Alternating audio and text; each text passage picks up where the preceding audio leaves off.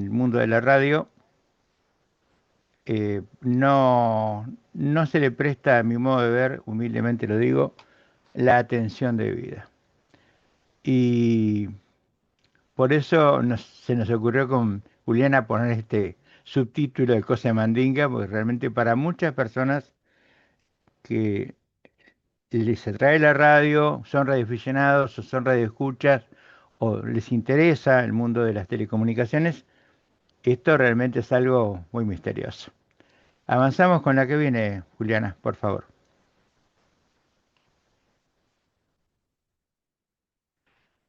Y como le decía, en su momento creo necesario redactar un párrafo introductorio de alguna manera para justificar el esfuerzo necesario para comentar o comenzar, perdón, a comprender la dimensión de este tema que atraviesa toda la radiodifusión. He comprobado continuamente mi larga trayectoria en este mundo de la radio que sin un sistema irradiante adecuado no llegamos lejos. El corazón de nuestra estación son las líneas de transmisión y las antenas, lo que impulsa a los experimentados a afirmar que de cada 1.000 pesos hay que invertir 900 en el sistema irradiante. Para realizar una buena inversión debemos tener criterio, es decir, saber, experimentar y tener sentido común. Saquen sus propias conclusiones. La pregunta, ¿es necesario tener conocimiento sobre este tema? Les deseo éxito.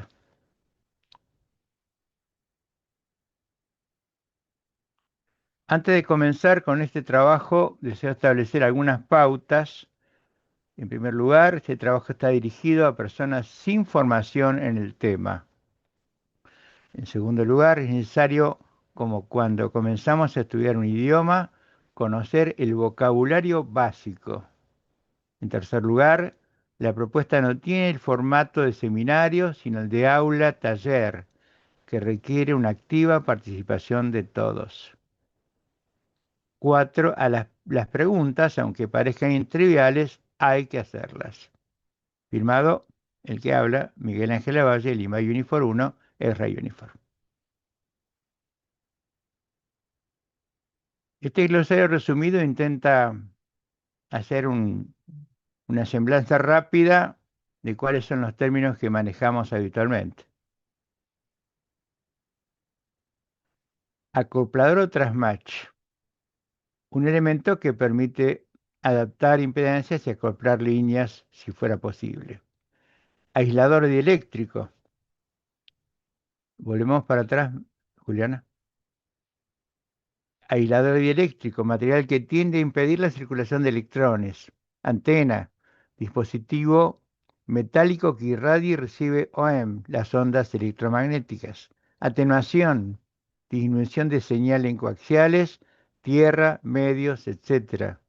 Balloon, transformador que permite acoplar línea y antena evitando las corrientes de modo común, puede adaptar impedancias, protege señales espurias. Capacitancia. La capacitancia eléctrica es la propiedad de un cuerpo o dispositivo para almacenar, carga eléctrica y energía en un campo eléctrico, medida en faradios. Conductor. Material que permite la circulación de electrones. Decibel. El decibel, con símbolo dB, es una unidad que se utiliza para expresar la relación entre dos valores de presión sonora, tensión, potencia eléctrica, etc. No es una unidad de medida. La próxima, por favor.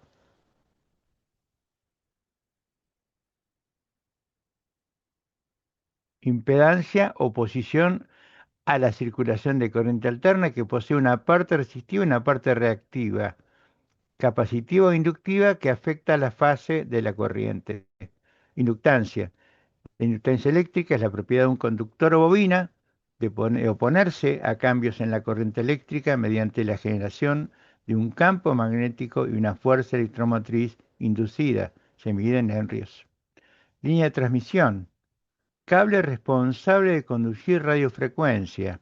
Normalmente cable coaxial de impedancia característica Z sub 0 igual a 50 ohm entre transceptor y antena y viceversa, cuya atenuación es función del largo de la línea y la frecuencia. Resistencia, elemento que se opone a la circulación de corriente continua y corriente alterna. ROE o SWR, perdón, relación de ondas estacionarias, indica el grado de adaptación entre la antena y el transmisor. Valores cercanos a 1 son los ideales. Una ROE alta puede provocar pérdidas y activar protecciones. Continuamos. La antena, el dispositivo conductor metálico diseñado con el objetivo de servir de medio para emitir y o recibir señales electromagnéticas hacia y desde el espacio libre. Las antenas están sujetas al principio de reciprocidad. Toda buena antena transmisora es buena antena receptora. ¿Por qué hago la salvedad de que es hacia y desde el espacio libre? Porque muchas personas en el mundo de la radio creen que tener potencia en la antena les va a dar la expectativa de ser escuchados en algún lugar, pero al no prestarle atención a su antena y su línea y las condiciones en que funcionan, la ganancia que tiene y las pérdidas que hay en el medio, dejan de percibir la realidad completa, porque a la hora de transmitir puede ser que con mucha potencia se los esté escuchando en algún lugar del mundo. El problema es a la hora de recibir las señales del corresponsal, de la persona que está del otro lado, si no está en condiciones la estación de recibirlo porque la atenuación es muy alta, la antena no es adecuada, de nada sirve colocar potencia en la antena. Y este tema del principio de reciprocidad es muy importante porque cuando la antena logramos que sea eficiente en transmisión, también lo va a ser en recepción. Seguimos con la que viene. Hablando de las antenas, las dimensiones o sus dimensiones están en relación a la longitud de onda. Y evidentemente,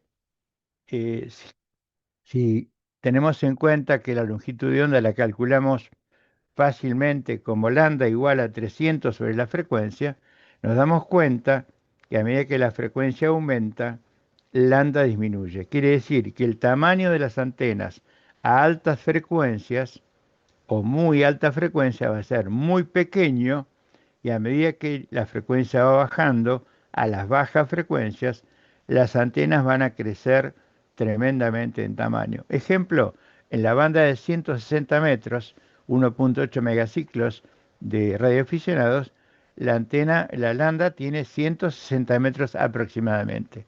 Mientras que en la banda de 10 metros del espectro de HF tiene apenas 10 metros. Y si seguimos más allá, en la banda de VHF, en nuestra banda de 2 metros, en 144 megaciclos hasta 148, evidentemente nos damos cuenta claramente que las dimensiones de la antena están en relación a esa longitud de onda y a la frecuencia que corresponde.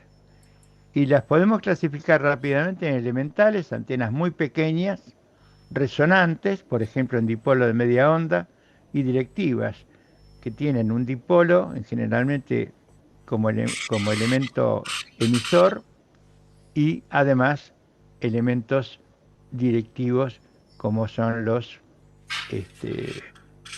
directores.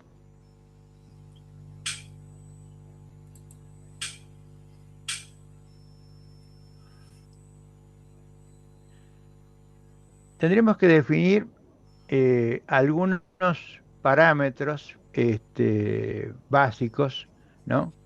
Para las antenas y las líneas. Y esa definición de los parámetros básicos pasa por cosas muy puntuales, ¿no? Pero la primera definición que tenemos que dar como punto de partida es la antena isotrópica.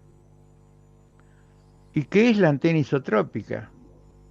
¿Y por qué tengo que saber yo como entusiasta o conocedor de, de las telecomunicaciones, para qué sirve la antena isotrópica? La antena isotrópica en realidad es una idealización, es una antena que no existe, pero que de todos modos, desde el punto de vista teórico, se toma como referencia. Es una antena que puede irradiar en la misma forma en todas las direcciones del espacio.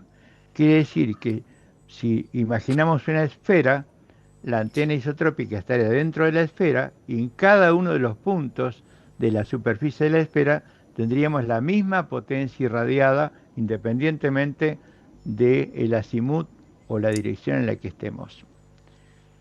Obviamente se toma como referencia y esa antena es la antena isotrópica, significa el 0 dBi. Cuando hablamos de dBi, estamos hablando de una unidad relativa, como dijimos, el dB, y la I es de isotrópica. Y la palabra isotrópico significa justamente que es igual en todas direcciones. Su irradiación, su distribución de potencia, igual en todas direcciones. En la imagen podemos ver la comparación de cómo es el lóbulo de radiación de un dipolo.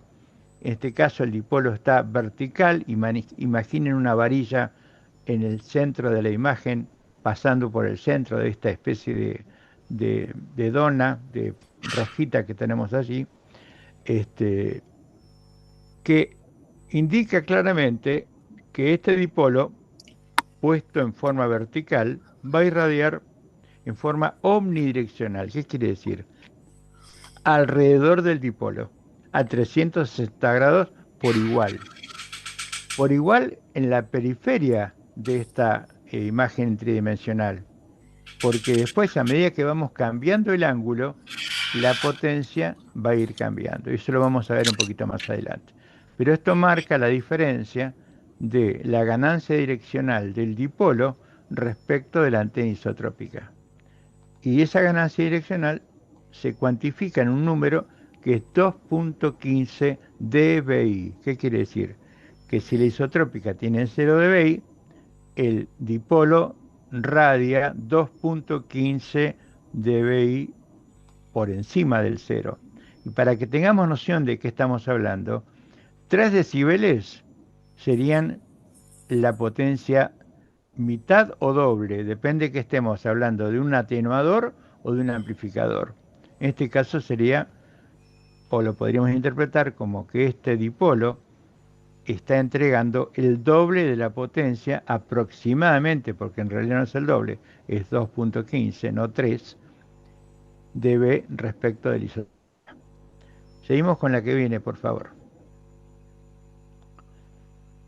El diagrama de radiación, ¿qué es? Es una forma de interpretación de cómo se genera el campo eléctrico y magnético, en primer lugar, en las cercanías de la antena, lo que se llama campo cercano de la antena, que está aproximadamente a una longitud de onda, a lo sumo 2, que en esa zona todavía coexisten, están simultáneamente por separado el campo eléctrico y el magnético, y después, justamente, cuando entra esa relación de campos a la zona del campo lejano, después de, digamos, una lambda, o una lambda y medio o dos, vamos a tener una OM, o sea, una onda electromagnética donde tendremos un campo eléctrico definido en el plano vertical u horizontal, depende de la polarización de la antena,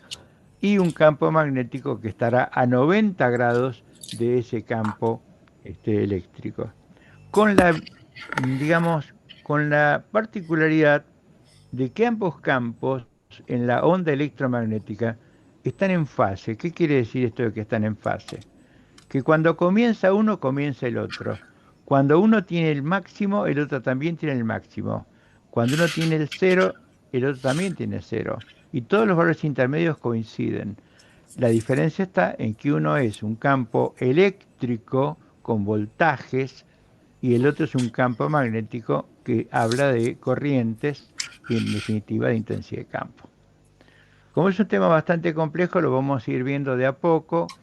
Vamos a ir viendo las formas que tienen las las antenas elementales para ir tratando de comprender qué es este diagrama de radiación. Muy importante a la hora de saber cómo utilizar correctamente una antena.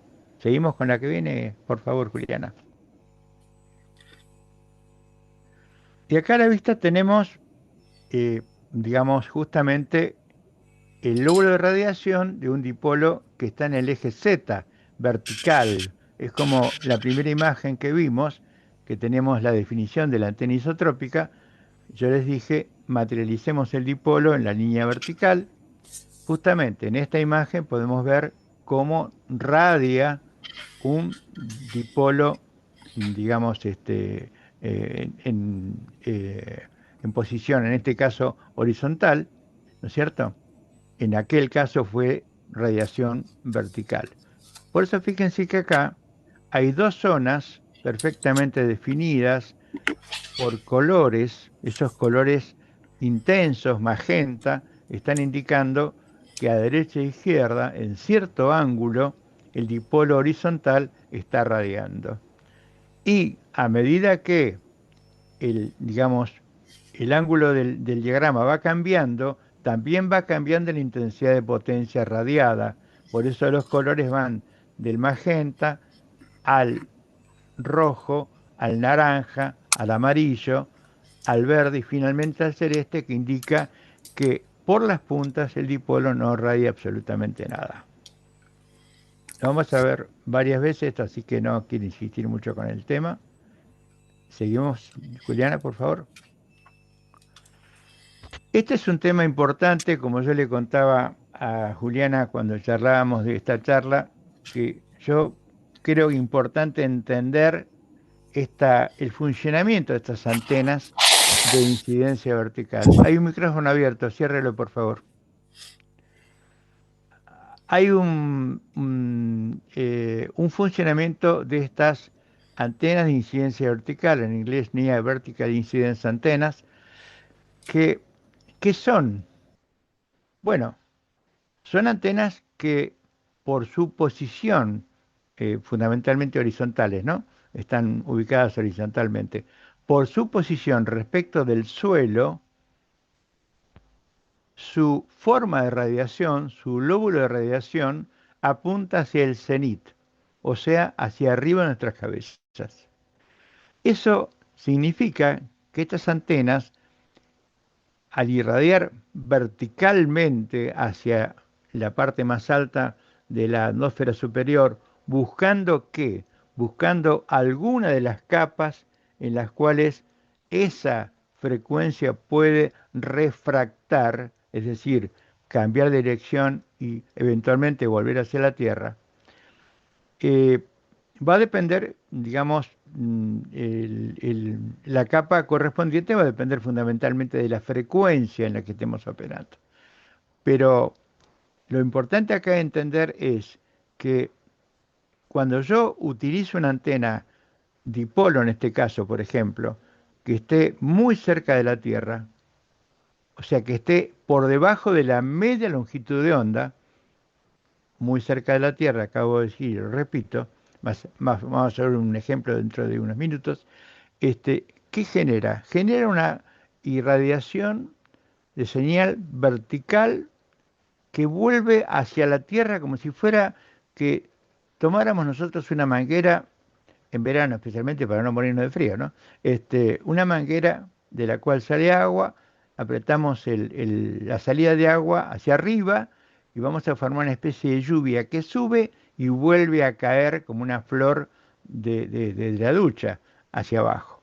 Pero cae muy cerca del origen, que es la manguera. En este caso el origen sería la antena, funcionando como antena de incidencia vertical. Y eso genera una situación muy particular, que es que las estaciones que estén entre, digamos, 300, 500, 700 kilómetros de la localización de nuestra antena, van a poder tener buenos comunicados con mi estación y yo a la vez con ellos. Estoy hablando de que, por ejemplo, un aficionado de la localidad de alguna localidad de Córdoba esté operando con una antena de este tipo y va a irradiar hacia arriba y va a poder comunicarse seguramente con todas las provincias cercanas en el orden de los 300, 500 kilómetros alrededor. Y la pregunta es qué pasa con el resto de las provincias que están más alejadas, con las provincias del NOA, del NEA, con las provincias de, digamos, del sur argentino, Santa Cruz, Chubut, Tierra del Fuego. Seguramente va a tener dificultades esa persona para poder comunicarse correctamente. ¿Y por qué? Por la forma del lóbulo. Hay un ejemplo práctico. Un dipolo para la banda de 40 metros, supongamos aproximadamente 20 metros de largo, montado a menos de media onda del suelo, por ejemplo, a 8 metros. Piensen que la media onda sería aproximadamente 20 metros, 18 metros, sí, aceptable, pero 8 metros está muy abajo. Tiene el siguiente lóbulo de radiación. ¿Lo vemos, Silvana?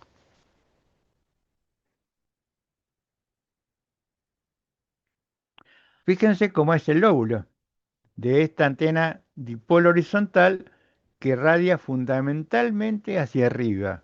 Ahora el color magenta, ya no lo tengo a izquierda o derecha, en el caso de que yo lo tuviera a una altura mínima de 2 de media landa. Fíjense que en la escala de la izquierda tenemos que la máxima intensidad, el 0 decibel, está en el color magenta y empieza a bajar la intensidad de potencia a menos 1,5 en rojo, menos 3 en naranja, menos 6 en amarillo verde, menos 10 en verde azul y más abajo el azul tirando al violeta entre menos 20 y menos 30. Quiere decir que hacia abajo nada, hacia los costados muy poco, hacia arriba todo.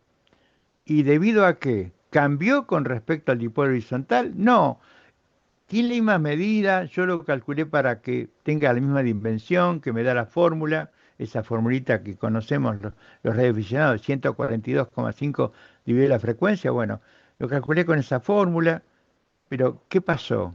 Lo ubiqué por debajo de la media lambda y el dipolo se comporta de esta manera. En consecuencia, hay que buscar la forma de que los dipolos, si usamos la antena dipolo, lo coloquemos mínimamente a media longitud de onda para que funcionen como vimos en el diagrama anterior. Silvana, si vos crees conveniente abrir un paréntesis para alguna pregunta, yo no tengo inconvenientes, ¿eh? Sí, perfecto. ¿Alguien tiene alguna pregunta, alguna consulta para Miguel? Pueden abrir los micrófonos, consultarle.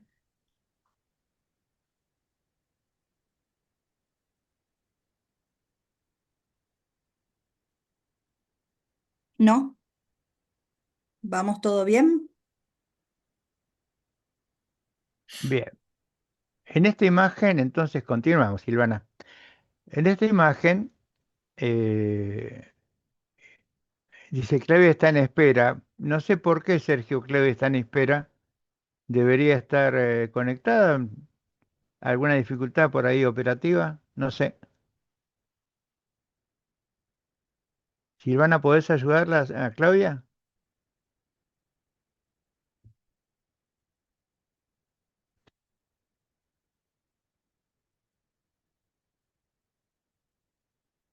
Y que se cortó y no puede entrar. Hasta ahí llegó mi amor. Yo no puedo. Quizás la conectividad no es muy buena. Listo, ya logró ingresar Claudia de nuevo. Sí, había estado Bueno, hace un rato cortos, así que podemos continuar. bienvenida Claudia entonces. Bueno, fantástico. Em, en estos patrones que tenemos a la vista, el rojo es el que vimos hace un rato en forma tridimensional. Acá está representado en un plano vertical, en corte. Es como si a ese lóbulo de radiación que vimos con el magenta a la izquierda y a la derecha lo No, cortáramos con un, no sé, con una cizalla, con un cuchillo, sacamos el corte sagital y lo vemos así en el plano vertical.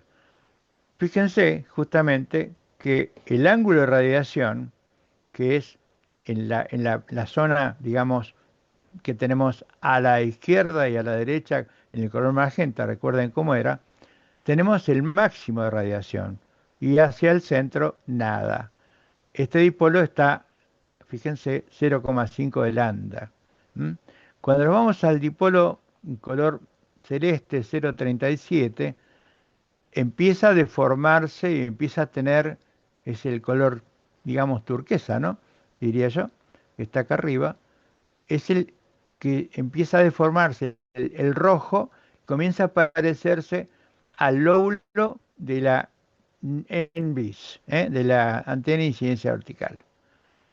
A un cuarto de onda tenemos el color fucsia que tenemos acá, se parece bastante al, al que mostramos antes, ¿no? El de incidencia vertical.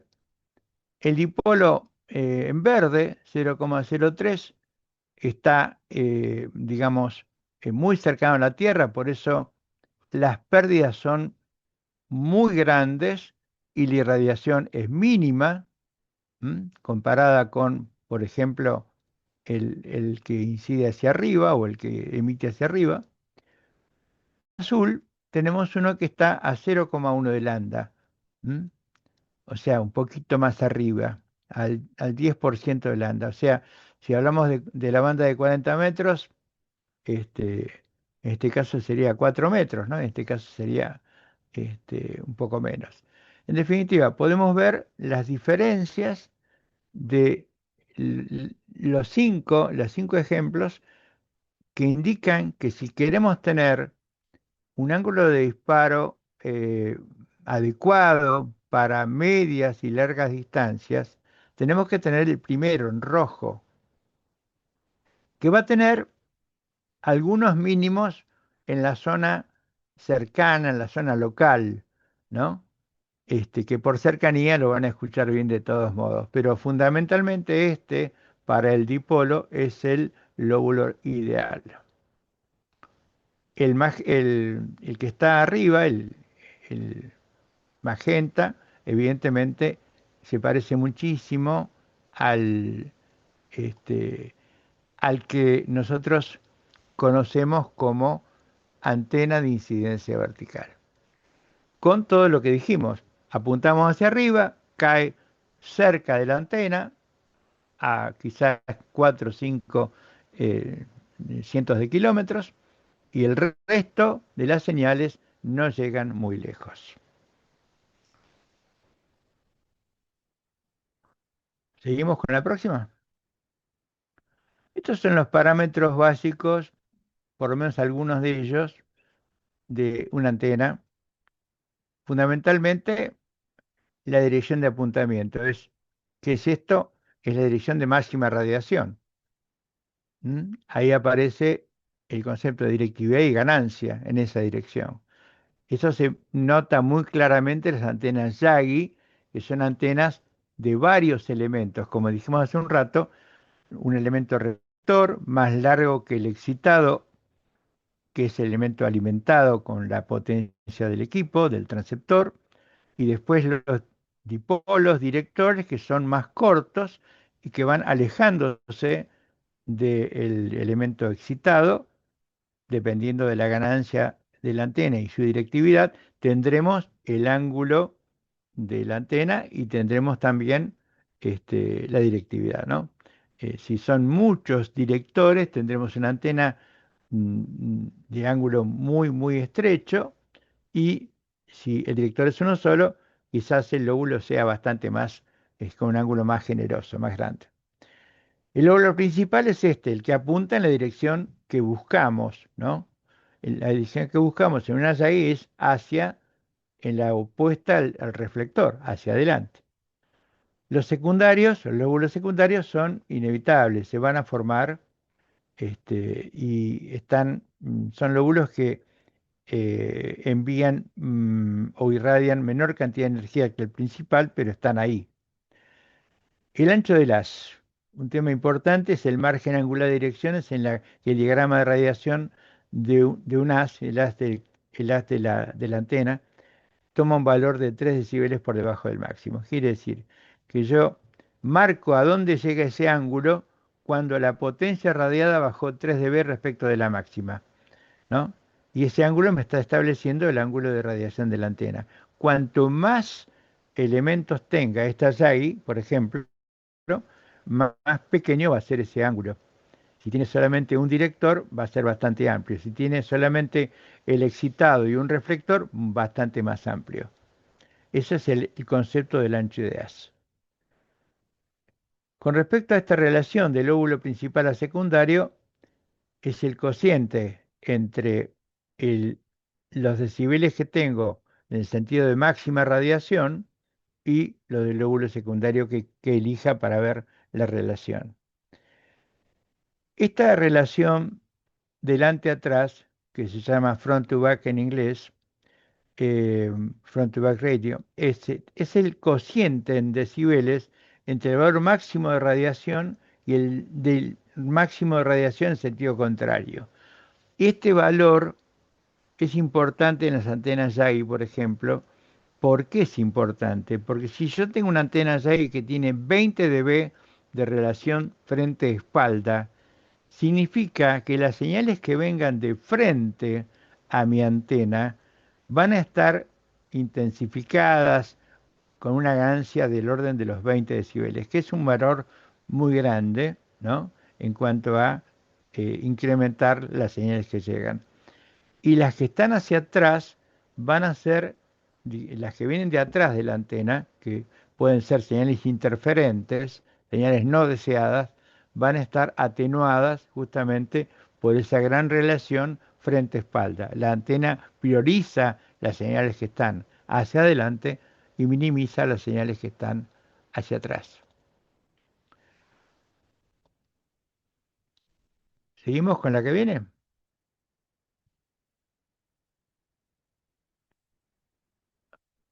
La anterior.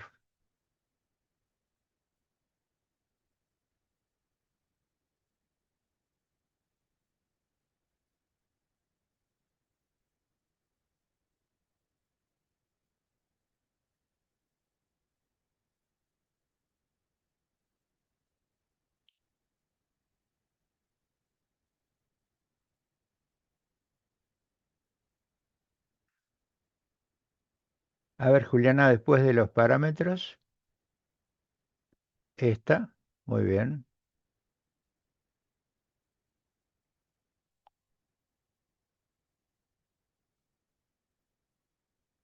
Ahí está.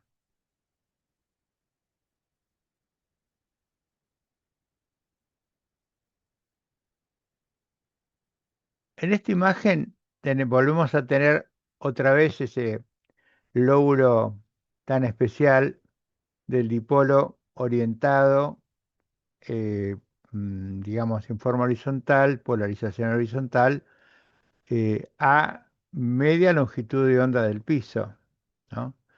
Fíjense que estamos hablando de una frecuencia muy cercana al techo de la banda, al piso de la banda de 10 metros, cerca de 28 megaciclos, y la altura de la antena al suelo son 5 metros 45, o sea que estamos un poquito por encima de la media longitud.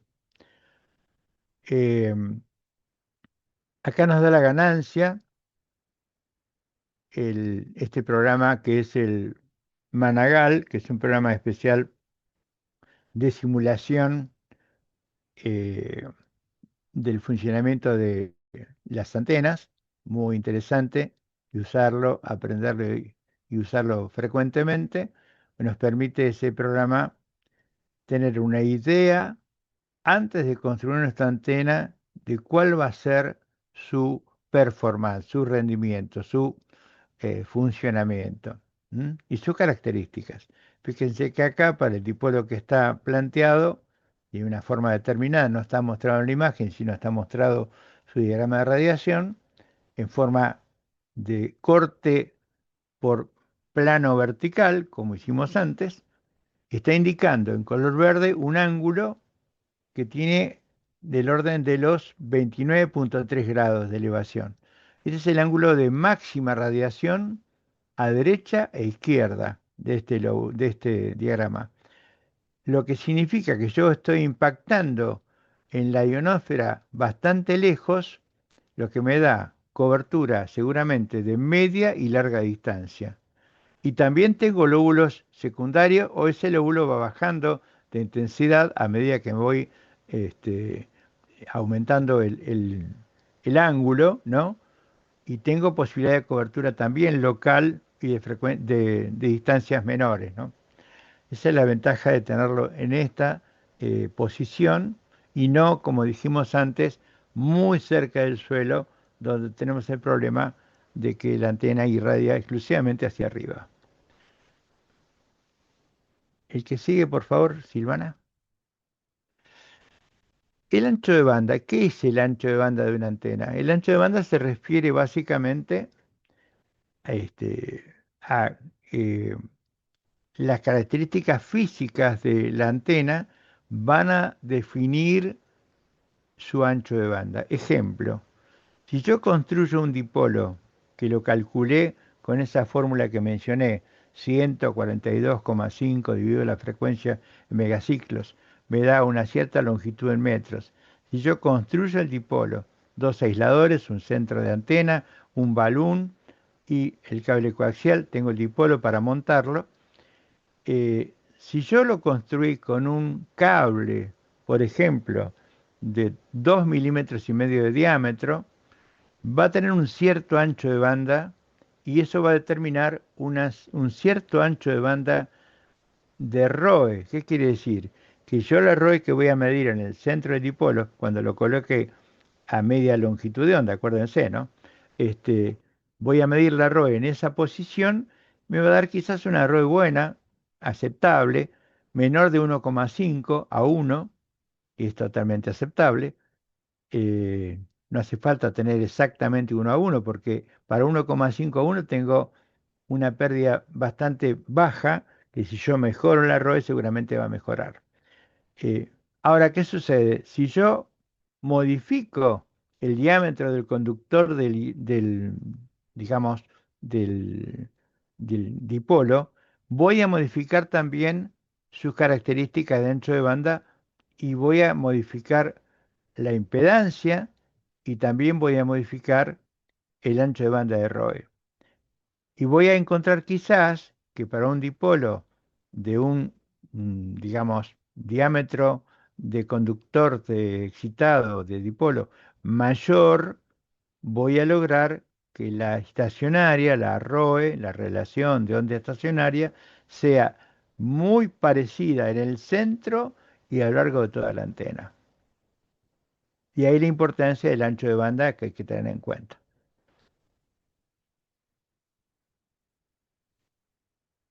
Podemos, ahí está, la directividad.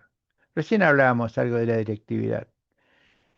La directividad tiene que ver justamente con, y no tiene unidades, sino que sea relación de decibeles, tiene que ver con la intensidad de radiación de una antena en una dirección como máxima y la intensidad de radiación de la antena isotrópica, por ejemplo, ¿no? Si yo, por ejemplo, digo que una antena, mm, digamos, Yagi de 3 elementos tiene 8 dB dipolo, a esos 8 dB dipolo tendré que sumarles los 2,15 dBi y ahí tendré una antena Yagi de 3 elementos que va a tener 10,15 dBi de ganancia, expresada esa ganancia con respecto al origen que es, o al cero, que es la antena isotrópica.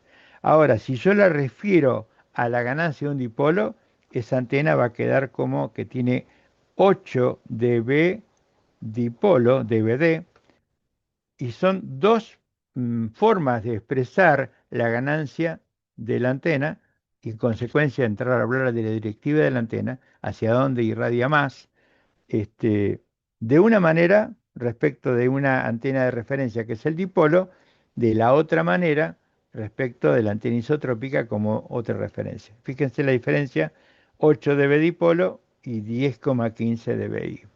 Por eso cuando verificamos en algún material técnico la ganancia de la antena, hay que prestarle mucha atención cómo está expresado. ¿Seguimos con la que viene? Y ahora vamos a entrar de lleno a un tema que tiene que ver con algo que no tiene mucha difusión en el mundo en nuestro mundo de la radiodifusión, ni mucho debate ni discusión respecto de esto, que es el tema de la eficiencia de las antenas y la eficiencia de los sistemas irradiantes. Porque la antena es una parte del sistema irradiante. Y hay otra parte importantísima que es la línea de transmisión, que es el elemento que vincula al nuestro transceptor y es el encargado de llevar la energía a dónde, a la antena. Quiere decir que los dos forman parte, si hablamos con criterio, de lo que es el sistema irradiante. Si hay algún elemento intermedio, por ejemplo un transmatch para adaptar impedancias, etcétera, etcétera, también forma parte del sistema. Ahora, supongamos que solamente tenemos una antena y una línea de transmisión. La eficiencia va a depender, si hablamos específicamente de la antena, por ejemplo, una antena vertical, ahí la eficiencia se ve muy claramente afectada por el plano de tierra. Una antena vertical con un mal plano de tierra, o sea, con una tierra pobre desde el punto de vista radioeléctrico, y no estoy hablando de la tierra que ponemos la puesta a tierra para 50 ciclos, estoy hablando de la tierra que tiene que ver con la frecuencia de radiofrecuencia utilizada. Por ejemplo, un monopolo o antena vertical para 40 metros, la banda de 40 metros, tiene aproximadamente 10 metros 30 de altura. Si ese monopolo está instalado sobre una tierra muy pobre, le hace algún lugar desértico donde no hay agua y el suelo es básicamente vidrio en polvo, por decirlo de manera simple, ¿no? Este, em, Evidentemente la resistencia del terreno allí es altísima. En consecuencia, a la hora del funcionamiento de la antena, parte de la energía va a quedar en el terreno. A medida que mejoramos la Tierra, esa parte de energía que debería volver a su origen, que es el conector de entrada de la antena, esas famosas corrientes de desplazamiento que deberían volver a al origen de ingreso de la antena, si tienen una tierra con baja resistencia, van a volver sin dificultad y sin pérdidas. Por eso, en el otro extremo de la tabla de tierras tenemos, y aunque parezca un contrasentido, el agua de mar, como la mejor tierra radioeléctrica que se conoce. Allí tenemos un retorno de esas corrientes de desplazamiento sin dificultad porque como el agua de mar es un gran electrolito de alta conductividad, esas corrientes vuelven rápidamente a su origen y prácticamente sin pérdidas. Quiere decir que la eficiencia del sistema, en este caso hablando exclusivamente de la antena, va a depender, por un lado, del largo de la antena, de respetar mínimamente un cuarto de onda o si quiero más ganancia será 5 octavos, etcétera, etcétera. Pero hablemos de un cuarto de onda. Para un cuarto de onda ubicado sobre agua de mar en un barco con casco metálico va a ser la mejor condición. Ubicado en la playa, ¿no? Mojada por el mar, va a estar bastante peor, aunque no tan mal como si estuviera montada sobre un desierto. En esos casos hace falta, evidentemente, recurrir a planos de tierra artificiales. Cuando la tierra no es buena, tenemos que recurrir al plano de tierra artificiales. ¿Para qué? Para que a través de esos conductores llamados radiales puedan retornar las corrientes de desplazamiento a su origen, que es el conector de entrada de la antena. Según las experiencias que están reconocidas a nivel mundial, hay tablas que hablan de que utilizar, por ejemplo, 32 radiales para, digamos, de un cuarto de onda de longitud, eh, sería una situación óptima para una antena vertical. Y fíjense que hay una especie de mito urbano que habla de que las antenas verticales no ocupan espacio. Y yo tengo en mi casa, en mi predio, en mi terreno, una antena vertical de un cuarto de onda para 40 metros, tiene un tubo telescópico quizás de 10 metros 30 de altura, y además rodeando ese tubo en la base, quizás enterrados a unos centímetros del suelo para que no molesten, 32 cables de cobre que están unidos en la base de la antena y puestos a tierra en ese lugar, que son lo que llamamos, digamos, del grupo de radiales, el plano artificial de tierra que necesito para que la antena tenga una eficiencia mucho mayor que la que tendría si no le hubiera colocado los radiales sobre la tierra, que a lo mejor en mi casa tiene 10 ohm o 15 ohm, pero cuanto más baje yo ese valor, más eficiencia tendrá la antena. ¿Por qué? Porque menos potencia voy a perder en la tierra. Pasamos a la que sigue. Estos son 4 ejemplos de lo que estábamos hablando. El número 1 es un irradiante de un cuarto de onda, o sea, 90 grados eléctricos. Tengan en cuenta que una onda tiene 360 grados para manifestarse en una longitud de onda. 90 grados es un cuarto de onda. Su resistencia a radiación es de 36,6 ohm, como la de un dipolo sería 72,2 ohm. En este caso, el suelo sobre el cual está tiene 10 ohm. Si vemos abajo en rojo la eficiencia, vemos que esta antena tiene una eficiencia del 78,5%. ¿Qué significa?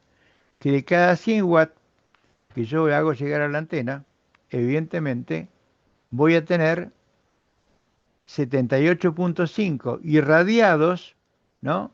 Y evidentemente 21,5 que han quedado en las distintas pérdidas, especialmente en la pérdida del terreno. Si yo lograra bajar esos 10 ohm a un valor bastante menor, este número de 78,5 se acercaría a lo mejor a 85 o 90%, porque estoy minimizando las pérdidas. En el caso 2, como hemos acortado mucho la antena, la resistencia a radiación ha bajado, fíjense, está en 2,24 ohm, y aquí es conveniente definir qué es la resistencia a radiación. La resistencia a radiación no es un elemento físico que yo pueda medir con algún instrumento.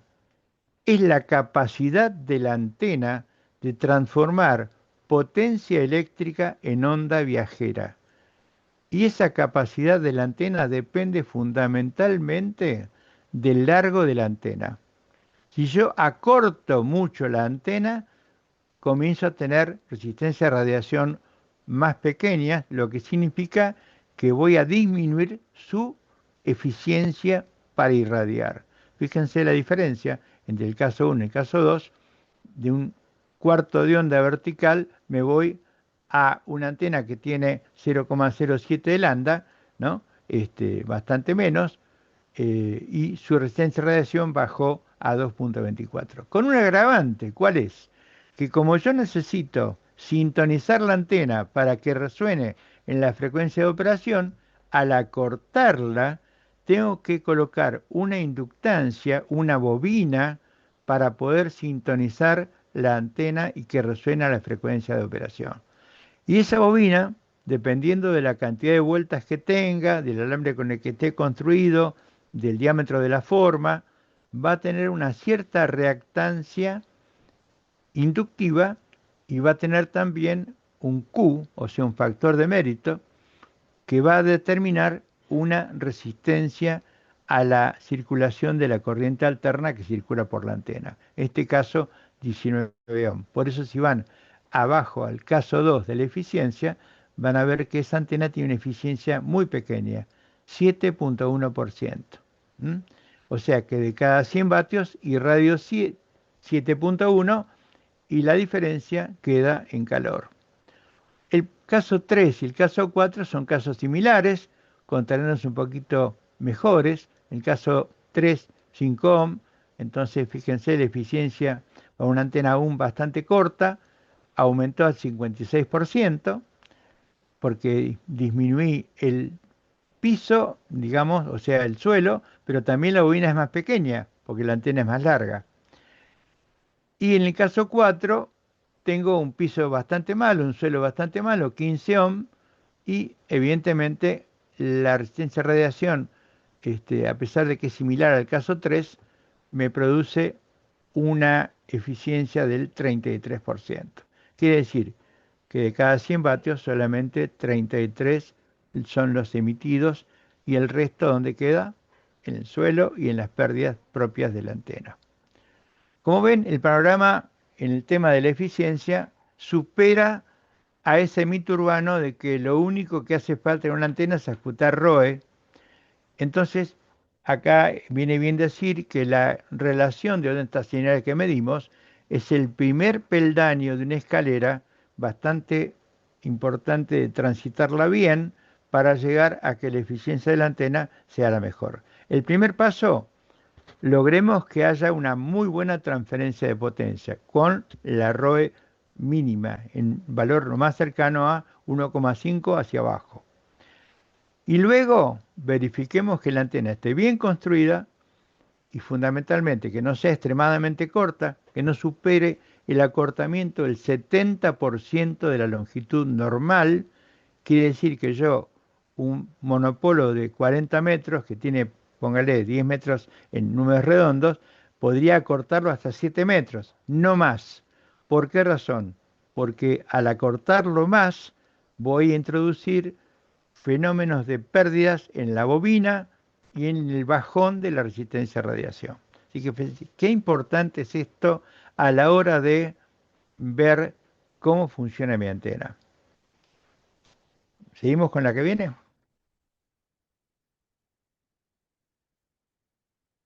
Bueno, hay un cable famosísimo en nuestro mundillo de la radioafición que es el coaxial RG58U. Yo les voy a mostrar en un software muy interesante que en algún momento podrán bajarlo y comenzar a utilizarlo luego de aprender su uso. Es el TLD, Transmission Line Detail, detalles de línea de transmisión, cómo, eh, cómo se comporta cada coaxial frente a una cierta longitud y una determinada frecuencia. Porque ahí están las dos claves, ¿no? El coaxial es importante considerar la longitud para ver la atenuación. Fíjense que los cables coaxiales están especificados por el fabricante en que tienen cierta atenuación en decibeles por metro. Entonces yo no puedo ignorar de que más metros, más atenuación.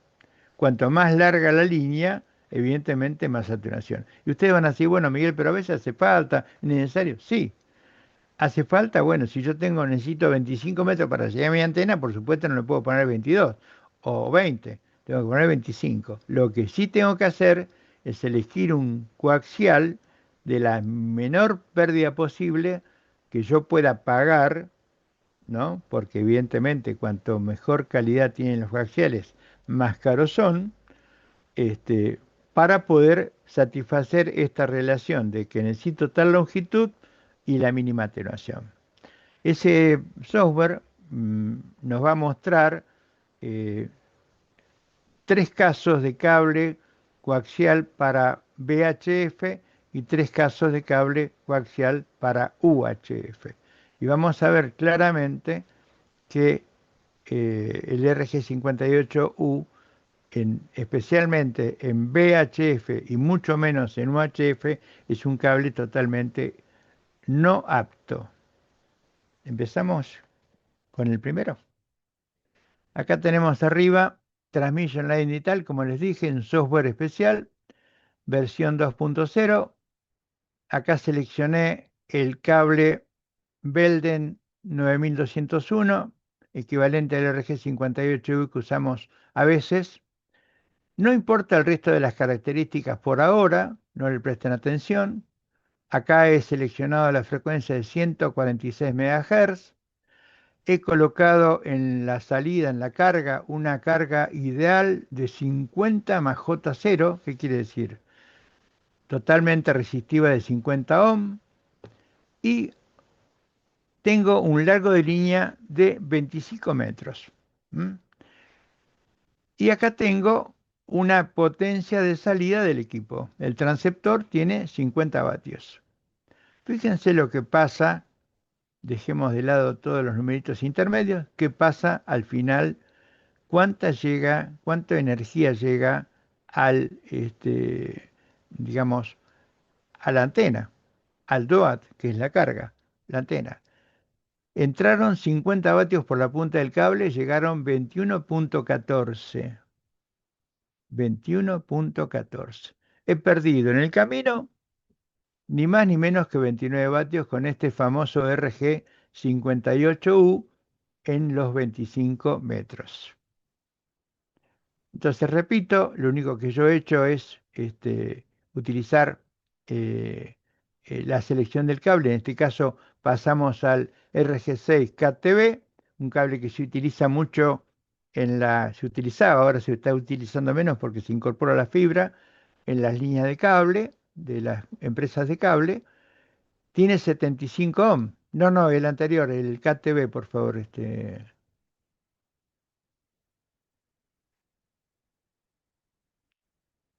Ahí está. 75 ohm. Y no tiene importancia la impedancia del cable, porque más adelante vamos a poder ver que utilizando lo que se llama factor de velocidad del cable, yo puedo hacer que la línea sea, aunque sea de 75 ohm, totalmente apta para poder lograr una ROI adecuada. La frecuencia es la misma, 146.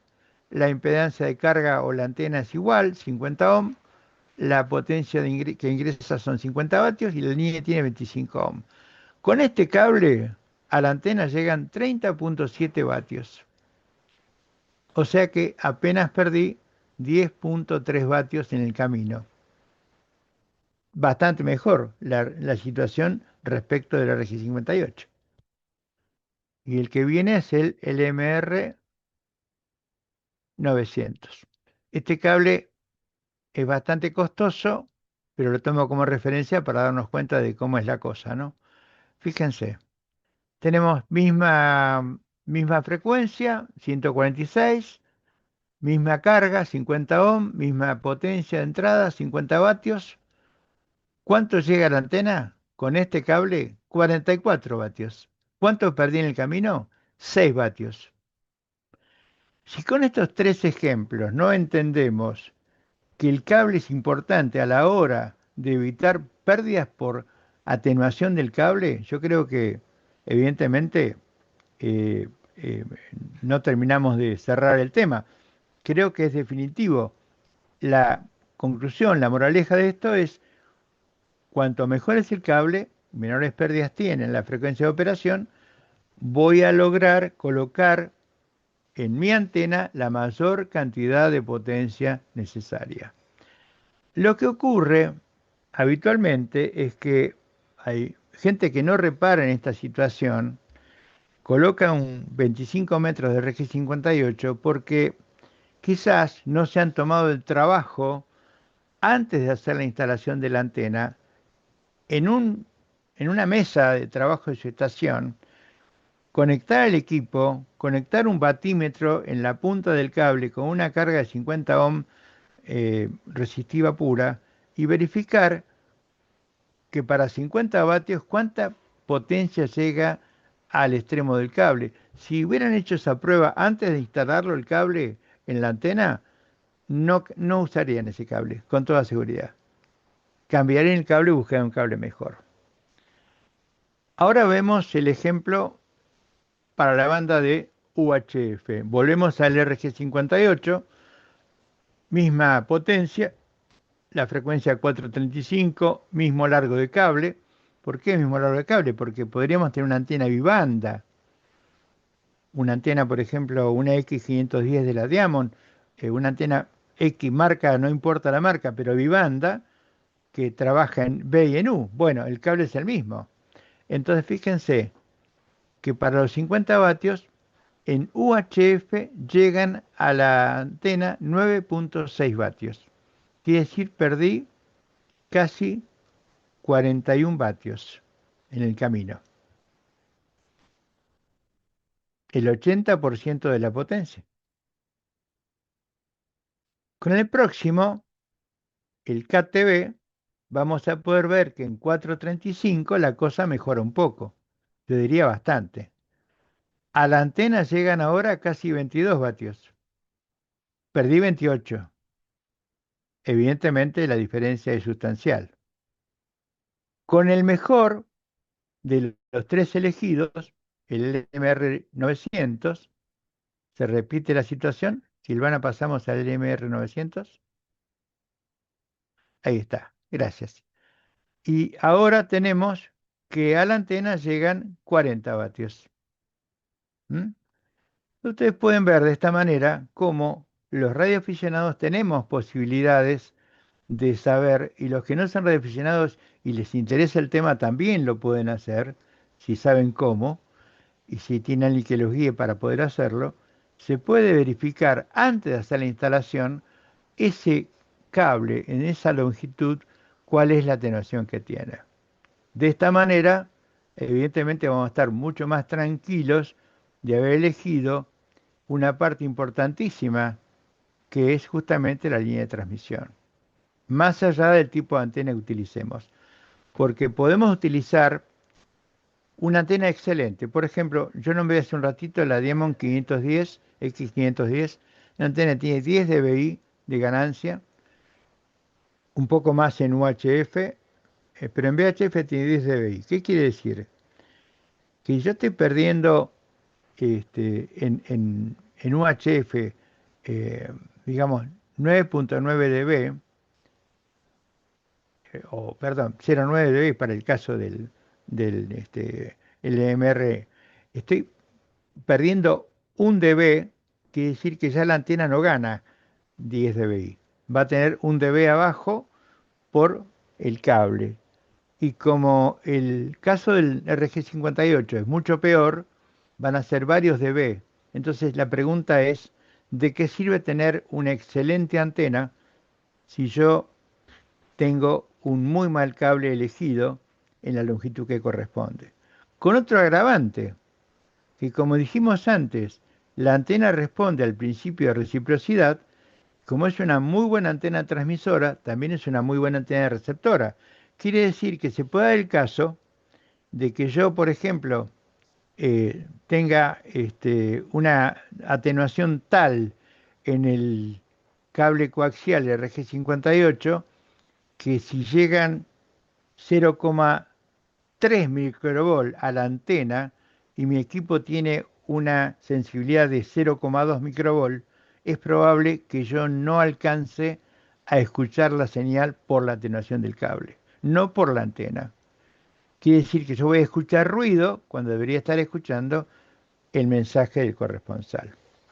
Bueno, creo que esto es todo, ¿no? Pasamos a la última. Hablamos un poco de impedancia de entrada. La impedancia de entrada de la antena es la relación que hay siempre entre voltaje y corriente, ¿no? Esa impedancia es un número complejo. ¿Qué quiere decir? Tiene una parte real, la parte resistiva, y una parte imaginaria, que está representada por la parte, digamos, la inductancia o capacitancia que puede tener la antena, ¿no? Entonces es importante tener una impedancia lo más adecuada posible a la línea de transmisión y al equipo que yo tengo en uso, porque el equipo va a tener 50 más J0 en la salida, la línea de transmisión va a tener impedancia característica de 50 ohm, pero si yo tengo una impedancia distinta en la antena, voy a tener lo que se llama relación de onda estacionaria. Tengo que adaptar y hermanar todo el sistema para que funcione. La próxima, por favor. Apertura de las. Algo hablamos antes de la apertura de las. Cuanto más elementos tiene una Yagi, digo la Yagi porque es el ejemplo característico, cuanto más elementos tenga la Yagi, el A va a ser más estrecho. Quiere decir que la relación entre la señal máxima y la caída a 3 decibeles va a estar en un ángulo mucho, mucho menor. Van a ser, digamos, digamos, van a ser, em, ¿cómo diré? Un problema en el sentido de que van a tener que ser enfocadas, casi enfocadas, como si fueran una señal luminosa, ¿no? Con muchísimo cuidado para lograr el enlace, ¿no? O sea que cuando hay antenas de bajo ángulo de haz, de baja apertura, tenemos que orientarlas muy bien. El próximo, por favor. Si hablamos de polarización, algo hablamos de polarización ya. Tiene que ver con qué posición tiene el campo, digamos, eléctrico en nuestra OM, irradiado por la antena. Si la antena está parada como monopolo vertical, vamos a tener evidentemente una polarización vertical. ¿Qué quiere decir?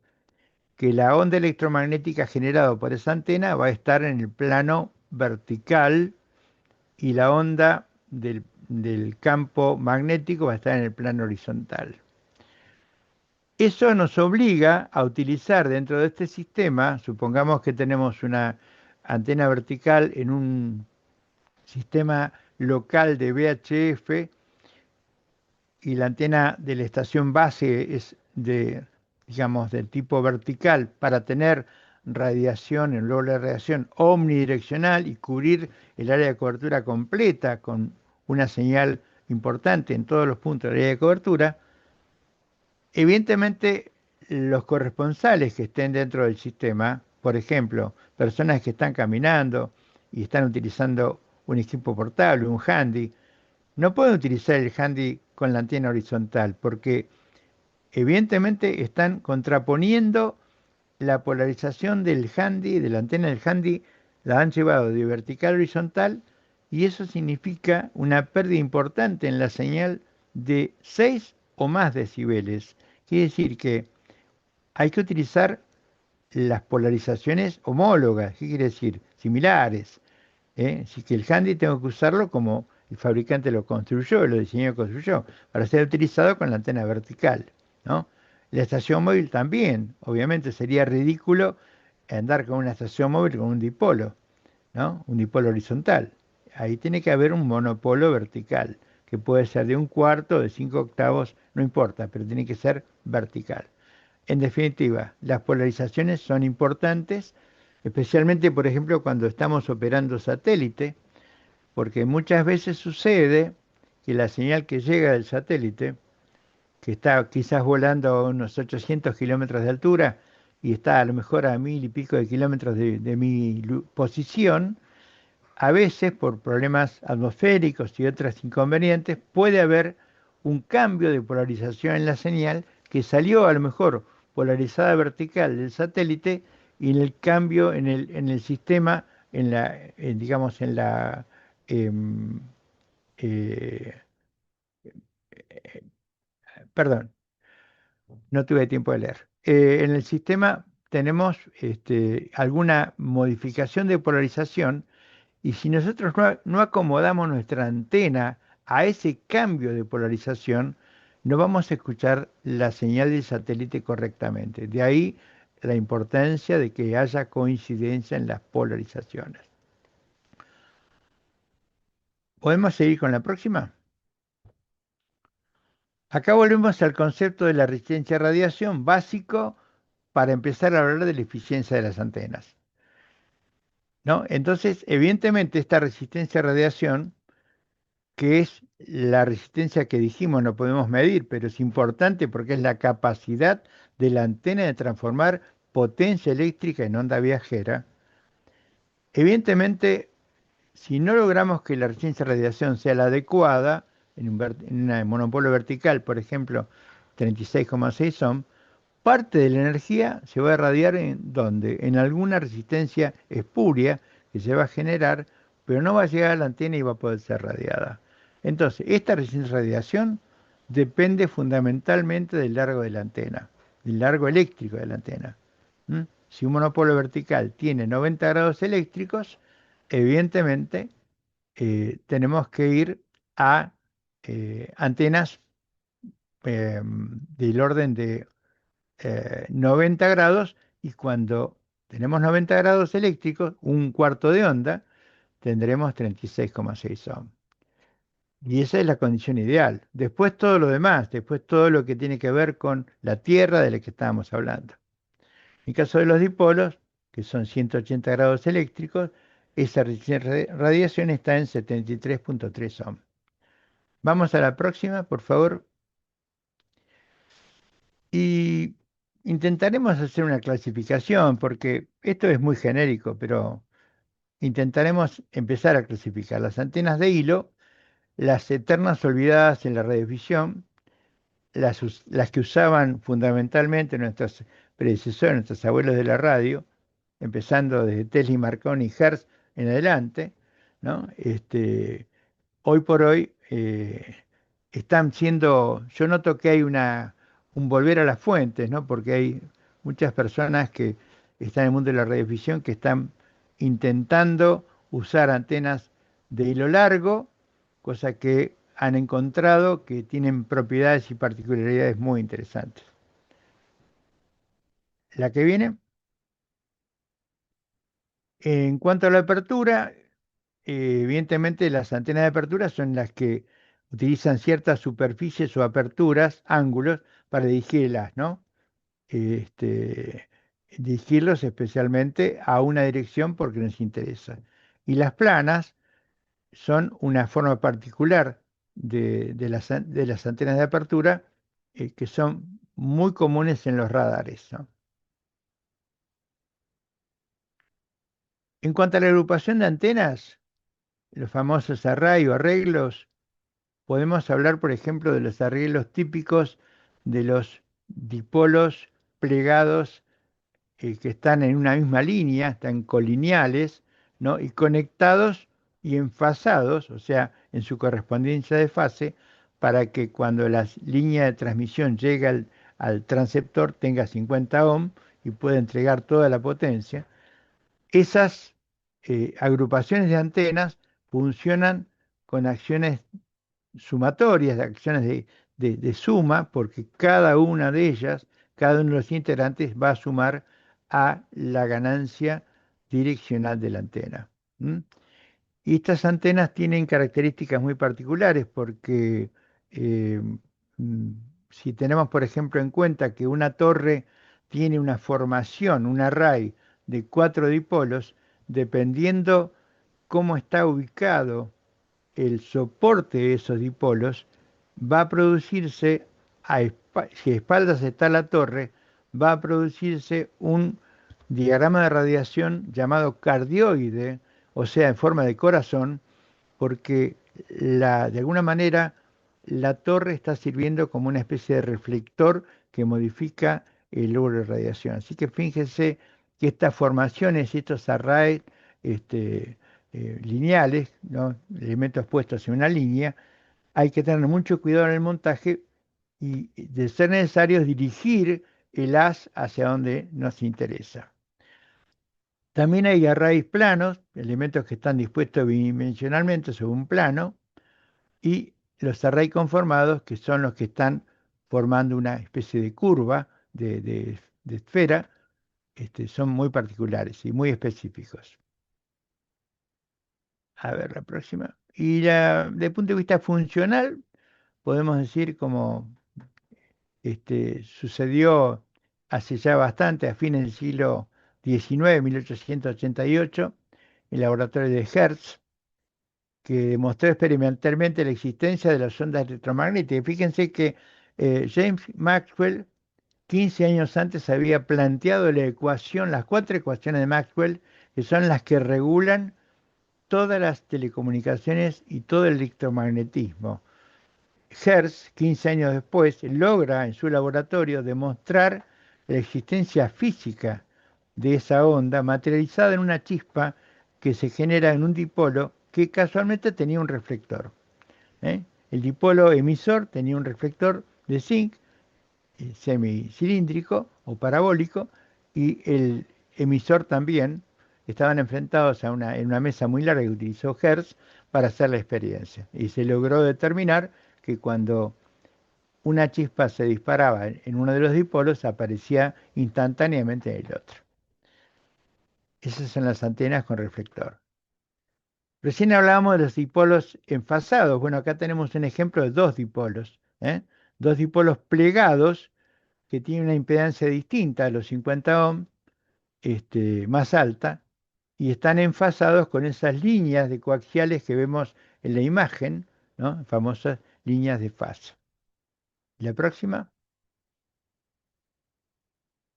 Ya hablamos bastante de las antenas Yagi-Uda, son un desarrollo que viene a partir de las investigaciones de dos japoneses, Yagi y Uda, que logran comprobar que cuando a un elemento dipolo excitado le ponemos un elemento parásito, atrás o adelante se produce un direccionamiento de energía.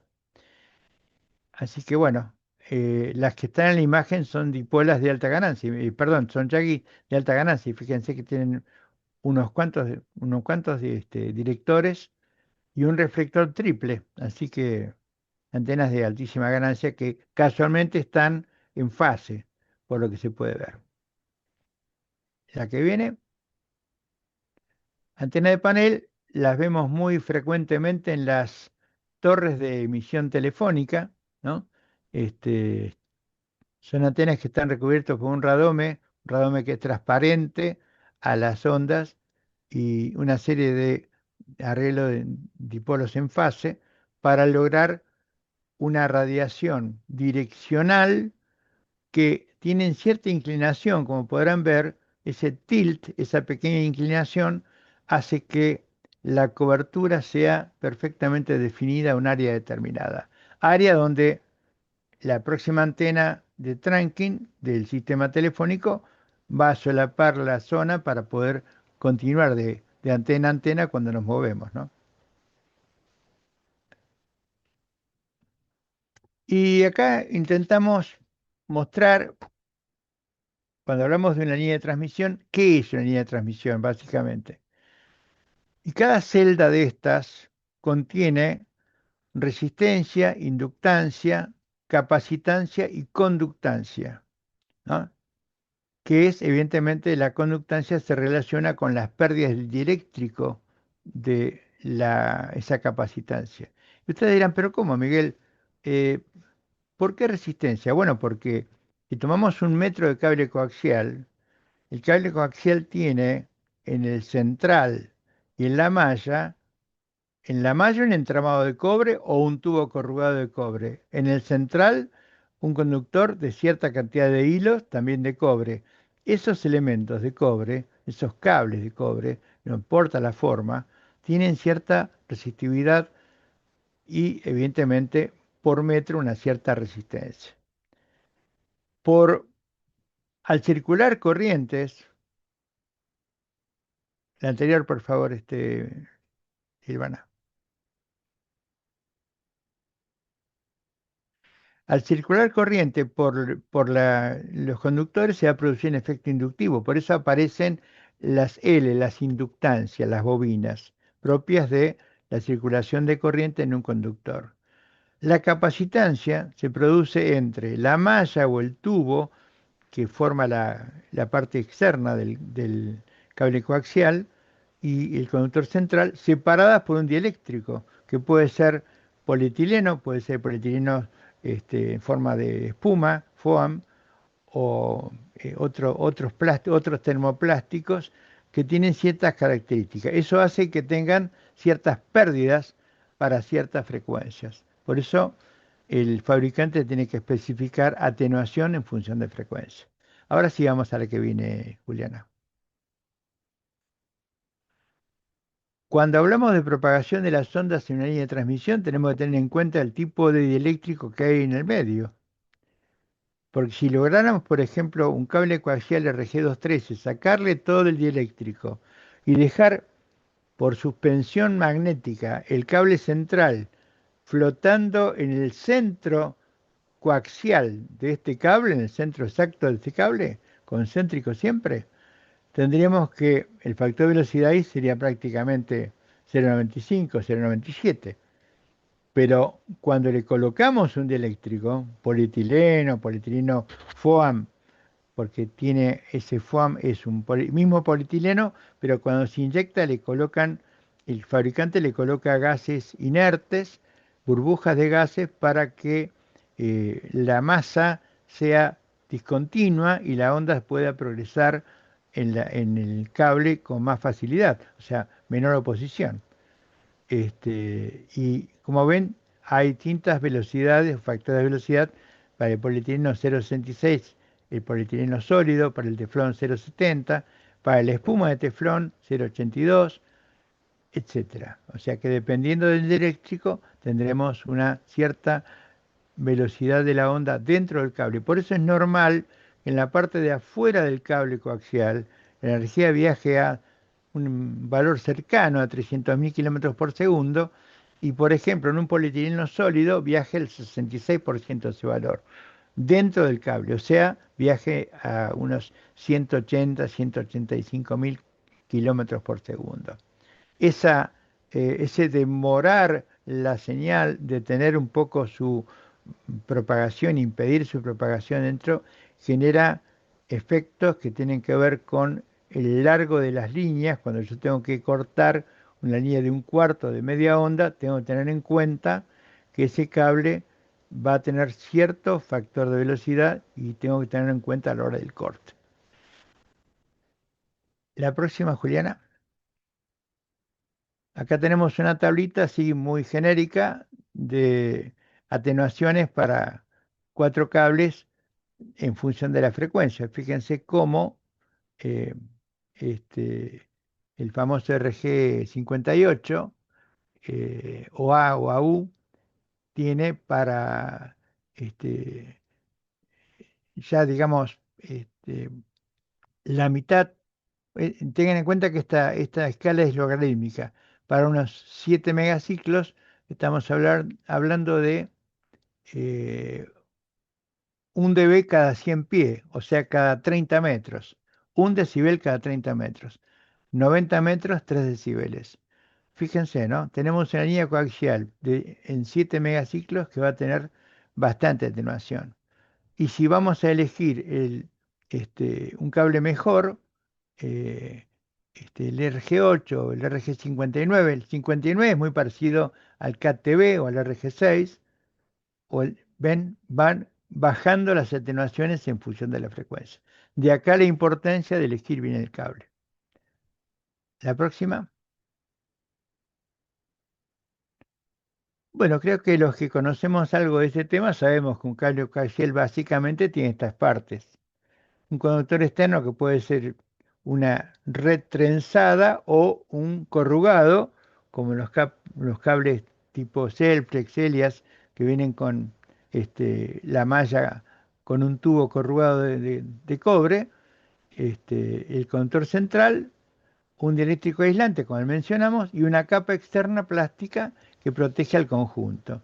Esa capa externa plástica es muy vulnerable a los ultravioletas. Por eso los cables coaxiales que están en el exterior deben ser controlados cada algunos años para verificar que no se hayan formado pequeñas microfisuras, que haya metido el agua dentro del cable, porque el agua se mete fácilmente cuando hay fisuras, aunque sean microscópicas, y va a atacar directamente la malla y a oxidarla. Así que eso puede cambiar totalmente las características del cable. El próximo, acá tenemos la vista de un corrugado. Acá tenemos cierta seguridad de que no va a ser tan fácil penetrar eh, y oxidar al tubo, tiene mayor espesor. Estos cables son evidentemente especiales, en general se utilizan para frecuencias muy elevadas y el costo evidentemente es superior al cable común de mallas trenzadas, ¿no? Y acá tenemos a la vista las líneas de conductores paralelos, en inglés ladder line, líneas de escalera, que son conductores paralelos que están separados a una cierta distancia y tienen esas ventanas que podemos ver justamente como recurso para aumentar el factor de velocidad. Fíjense que el modelo que está arriba de 450 ohm tiene un factor de velocidad del 91%. Y el que está abajo, de 300 ohm, tiene un factor de velocidad un poco menor, 88%. Impedancias distintas, 300, la que está abajo, esto me hace acordar a la línea de 300 ohm de los viejos televisores, que no tenía ventanas, el plástico era continuo, y 450 las ladder line. Estas generalmente se utilizan para sistemas de adaptación porque uno de los inconvenientes que tienen las líneas del tipo de conductores paralelos es que no tienen ningún tipo de aislación como tienen los coaxiales, no están encerrados en ningún tubo, ninguna malla, entonces están susceptibles a ser interferidos por señales interferentes de distintos orígenes, ¿no? Desde arcos voltaicos hasta interferencias producidas por algún aparato, por algún motor, que se van a meter fácilmente en la línea y van a llegar al receptor. La próxima. Y acá tenemos, así a modo de ejemplo, algunas guías de onda de las utilizadas en los sistemas de radar, que son, utilizan estas guías con formas especiales de transmisión dentro de la guía. Las guías tienen internamente una cara metálica eh, pulida de espejo, ¿no? Sin imperfecciones prácticamente. Y en la parte externa una cobertura que las sostiene aisladas del medio, ¿no? Generalmente se utiliza para microondas, ¿no? Y aquí hay un encorte, una forma de transmisión transversal magnético y eléctrico. Son las dos maneras en que se puede transmitir este, una micro, una frecuencia elevada dentro de una guía de onda de modo transversal magnético eléctrico, siempre refiriéndose al campo eléctrico. ¿Cómo está? Puede ser también transversal magnético, por supuesto.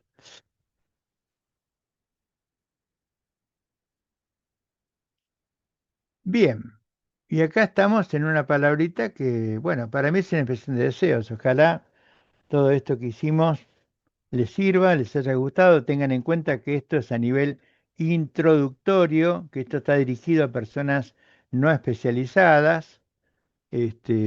Por eso pueden haber preguntas que tienen que ver con cierto grado de especialización. Pero acá la idea era de Julián, el grupo de personas que organizó esto, es orientarse a una introducción, algo, una semblanza de lo que son las líneas de antenas con muchas restricciones, porque faltan muchísimos temas, pero hemos tratado de dar una semblanza completa. Espero haberlo logrado.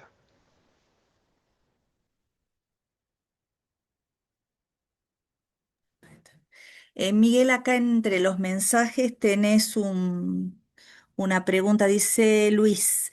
Me voy adelantando a las preguntas. Trasmatch y sintonizadores, diferencias entre los dos y qué sería lo más acertado para mejorar.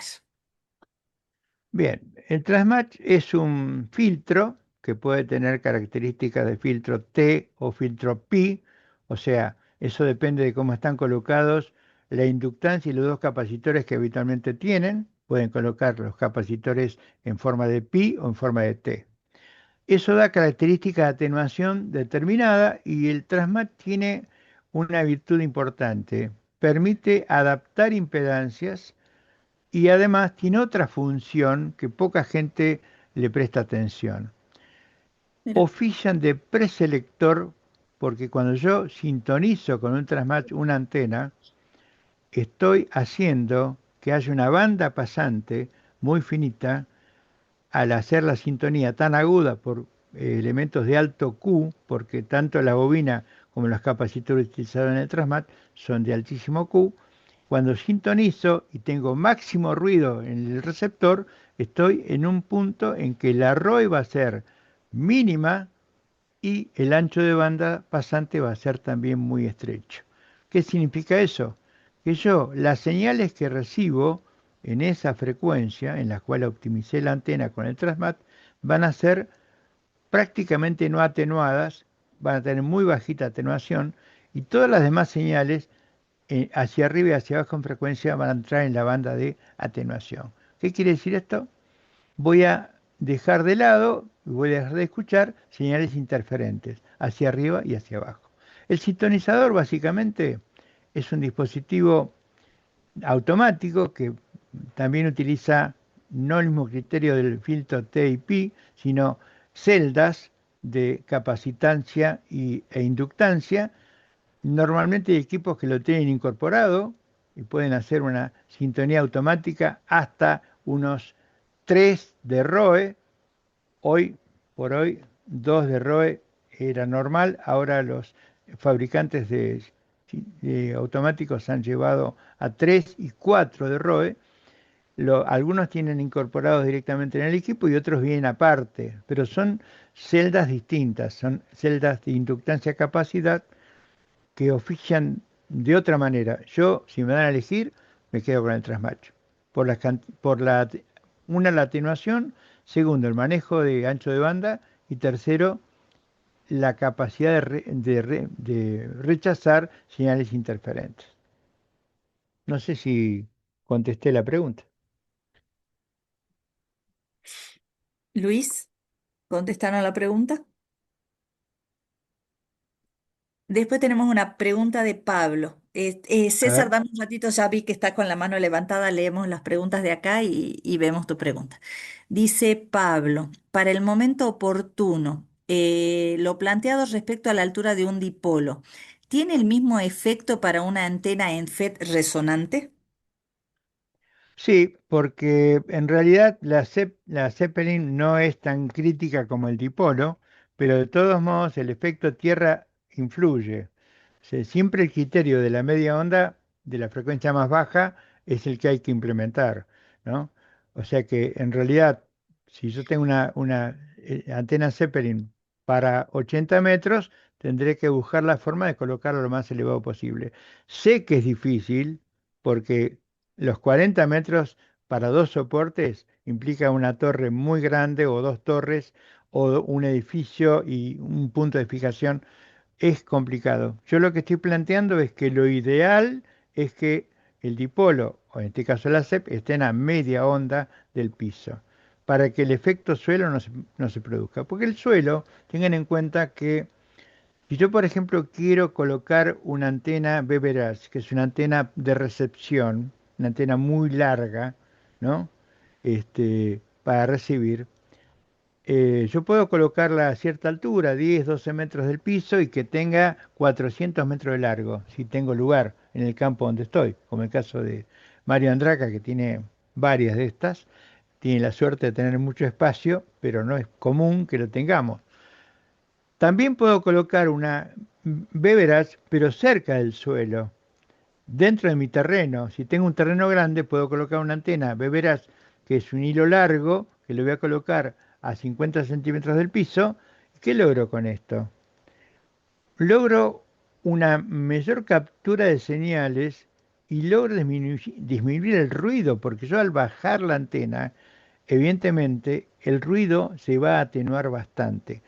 Pero ¿qué pasa? Así como el ruido se atenúa cerca de la Tierra, también se atenúan las señales. Tengamos en cuenta esto.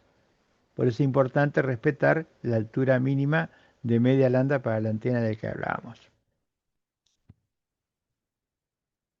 Bien, también de Pablo tiene otra pregunta. Dice, visto el Ujú. tema de polarizaciones, ¿es necesario tener antenas polarizadas horizontal y verticalmente para asegurar máxima capacidad de comunicación? ¿Y debemos conmutar entre una y otra antena en busca de contactos? Claro, es el caso del satélite.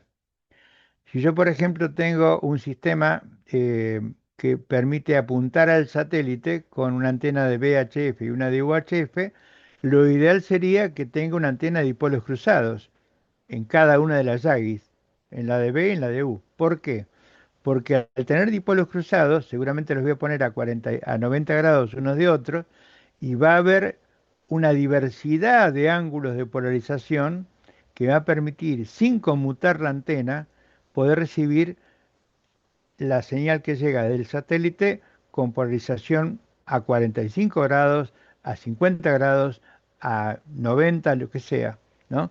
Entonces es importantísimo el tema de la conmutación en el caso de que no sea un satélite. Bueno, si uno tiene la posibilidad de colocar dos antenas, una polarizada vertical y otra horizontal, fantástico. Pero hay que ver la fuente como emite. Además, tener en cuenta una cosa, que la ionosfera produce en el trayecto de propagación de la señal, produce, quizás pueda producir una modificación de la polarización. Por eso a veces es un tema no fácilmente manejable. ¿M? En el caso de los satélites es muy lógico verlo cuando uno utiliza una Motion Eye, que es una antena de mano, apunta el satélite con la antena horizontal y a veces no llega demasiado bien la señal, la gira ligeramente a 45 grados y logró una recepción muy buena. ¿Y a qué se debió? Al cambio de polarización. De ahí la importancia de la polarización de las señales. Bien, Tema César, largo este, ¿eh? Un tema largo este. Tema... César, Lima Unión 5 Hotel Juliet Delta. Tenías una pregunta, tenías la mano levantada hace un rato. ¿Qué dice César? No sé, vamos a abrirle el micrófono. ¿Me escuchan? Sí. Sí, Sí, bueno. Bueno, muchas gracias, Miguel, ahí por la charla, muy interesante. Bueno, tengo dos preguntitas. Eh, Una, muchas veces no es tan fácil poner en una población, así, cuando uno vive en una ciudad o en algún pueblo mismo, poner antenas a mucha altura, sobre todo si trabajamos con frecuencias de HF de 40 metros o de 80. En un tiempo trabajé muchísimo ahí, a Mario lo conozco personalmente, a Mario claro, Andraca trabajábamos en 160, pero bueno, claro, eso claro. pasó a la historia, porque ahora, bueno, estoy con más baja potencia, no consumiendo tanta energía. Bueno, el tema es este, suponete que tengo un dipolo a baja altura. Yo podría colocar un elemento parásito, digamos un reflector, a menos altura que el propio dipolo y de esa manera modificar el ángulo de radiación de la antena. Esa es la primera pregunta. Y la segunda tiene que ver con algo experimental que tengo, porque yo vivo en un pueblo, vivo en Villa Huidobro, que está al sur de Córdoba, un lugar muy plano, muy pampa, y también tengo una casa acá en Córdoba, en este momento estoy en Córdoba. Y bueno, yo tengo, en el pueblo tengo un dipolo más o menos bien puesto, digamos, con balún, con todos los chiches, más o menos a una altura, debo andar por los 15 metros, más o menos, la parte más alta. Y acá en Córdoba tengo una altura muy baja, tengo una ENFED hecha con un transformador ahí.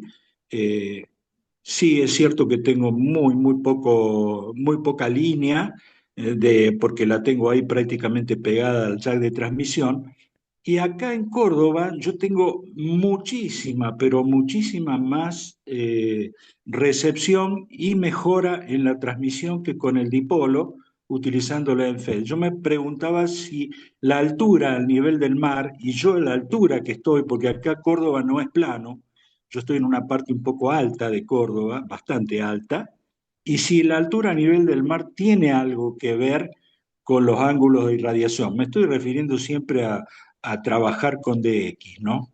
Es decir, casi todo lo hago con DX. No trabajo sí muy poco con frecuencias más locales, pero siempre estoy buscando estaciones de distancia. Bueno, esas serían las dos. A ver si estuvo clara la pregunta. Muy claro, César, buenas tardes, ¿cómo estás? Un abrazo para vos. Gracias por la paciencia, sobre todo. Hay que tener paciencia. Este, con respecto al tema de agregar un elemento parásito reflector a una antena que está a baja altura, lo que vas a lograr es disminuir el ángulo en cuanto al lóbulo. Entonces todavía vas a hacer más impacto con el vector de Poynting, con la máxima radiación, en una zona más estrecha de la ionosfera. No mejora, va a empeorar la situación. La vas a irradiar hacia abajo en una zona, un área de cobertura todavía más restringida. No me parece una solución buena.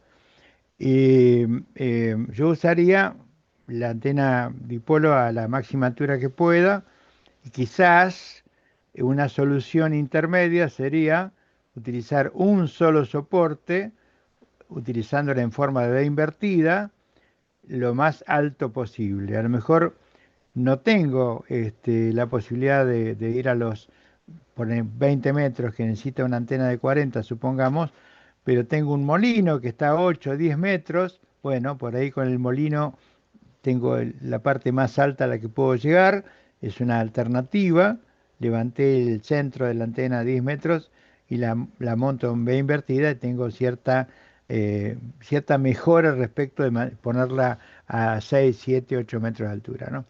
Y con respecto al tema de la diferencia entre el dipolo y la ENFIT, hilo largo, hay que aclarar esto que es muy importante. A vos lo que te está pasando en Córdoba no tiene que ver seguramente con la altura que vos tenés de la antena respecto del nivel del mar. No, te está pasando porque yo no sé exactamente el largo de antena que tenés, pero si uno coloca una antena de hilo largo, supongamos, que tenga 42 metros de largo, un poco más de una onda para 40 metros, 42 metros. Esa antena va a tener buen trabajo en 80 metros, si está bien adaptada, con un correcto y la línea lo más corta posible, como vos decías, mejor, cuanto más corta mejor. Va a andar muy bien en 80, no en 160, en 80 sí va a andar. En 40 van a ser una landa completa, 42 metros, una landa completa y un poquito más. En 20 tenemos dos landas. En 10 van a ser cuatro landas. Y en 15 metros van a ser un poquito menos de cuatro landas. Y en las bandas WARC va a haber similitudes porque la ventaja de la Elfit es que puede trabajar todas las bandas, ¿no? A partir digamos, de la banda de 80 hacia arriba, todas las bandas, incluidas las WARC, 60, 17, ¿no? 30, 12, etcétera. Entonces, lo que hay que tener en cuenta en este caso es que con esta antena tenemos en ciertas bandas ganancia direccional, porque en 10 metros, obviamente, en la dirección que está orientada, tengamos en cuenta que la ENFIT tiene un diagrama de radiación polar en general, una forma muy extraña, como si fueran las alas de una libélula, ¿no? Cuatro lóbulos, dos hacia adelante, dos hacia atrás, pero esencialmente siguiendo la dirección de la antena. Si uno tiene la antena montada norte-sur, va a tener lóbulos que van a apuntar hacia el norte de América, un lóbulo que va a apuntar hacia Australia, Nueva Zelanda, otro que va a apuntar hacia la zona de Oriente, China, Japón, otro que va a apuntar hacia Europa. Entonces, esta directividad que logramos en las bandas altas, que va disminuyendo a medida que yo voy usando frecuencias más bajas, tiene relación también con la ganancia de la antena. Más directiva y más ganancia. Entonces, obviamente no se puede comparar el funcionamiento de un dipolo monobanda, porque el dipolo está cortado por una banda sola, aun cuando lo comparemos con la alimentada al extremo de la misma banda, porque de alguna manera, en ese sentido, para el resto de las bandas, sobre todo, la ganancia va a ser direccional y se va a notar la diferencia entre el funcionamiento del dipolo y esta antena. Porque el dipolo además tiene otro problema. El problema de la directividad está transversal al conductor. Quiere decir que hacia las puntas no puedo tener ningún tipo de, digamos, de señales o señales muy, muy bajas. No sé si contesté tu pregunta, César. Sí, sí, sí, está correcto. Sí, no, quería aclarar solamente que no, que la Enfield que tengo acá es súper corta. Tiene solamente 17 metros de largo Ujú. y bueno, en realidad es increíble la diferencia que tengo, sobre todo porque acá comunico en 40 metros con Europa, en FT8 hablo, ¿no? No en Claro, claro. fonía, no lo he probado, pero en Ujú. FT8, pero muy cómodamente, y en 30 metros, bueno, muchísimo mejor todavía. Seguro, Pero seguro. sí, era una inquietud nomás, y lo otro me quedó muy, muy claro, ahí que no le ponga el reflector por abajo porque peor todavía. Peor Bueno, todavía, sí. sí, sí. Muchísimas gracias, Miguel. Muchísimas No, gracias por por la charla. favor, César, un gusto. Igualmente. Y acá tenemos la última que parece más afirmación que pregunta, pero lo dejo a tu consideración, Miguel. Dice Luis, antena bazooka mejor para zona urbana, filtra más que un dipolo común de media onda. No, definitivamente no.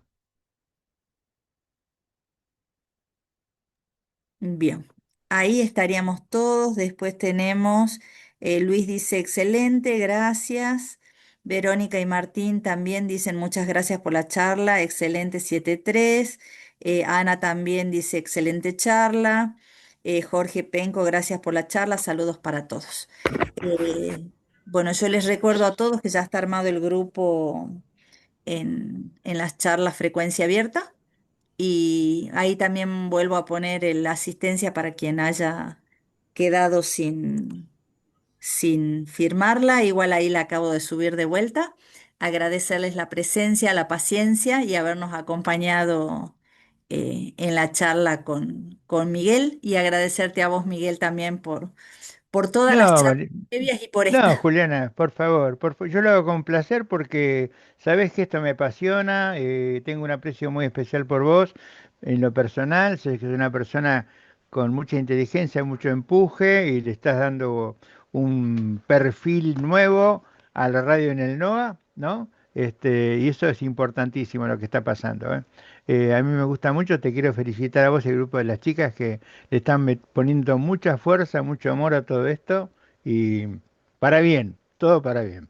Y yo les pido a las personas que participaron que tengan en cuenta lo que dijimos al principio.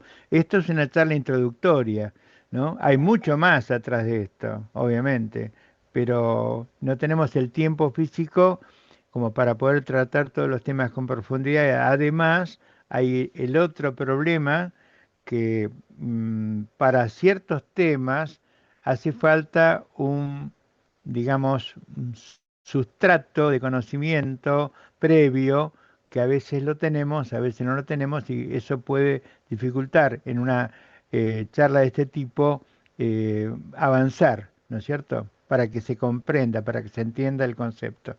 Intentamos hacerlo, si lo logramos, mejor. Así que yo agradecido por mi parte y feliz de haber podido sumar y cuando necesiten, acá estamos. Mil gracias, Miguel. Llegó acá una preguntita más para contestar de parte de Pablo. Lima Unión 6 Delta Papa Oscar. Dice, en el caso de ¿Sí? la ENFET, ¿afecta si está horizontal o si un extremo está mucho más alto que el otro?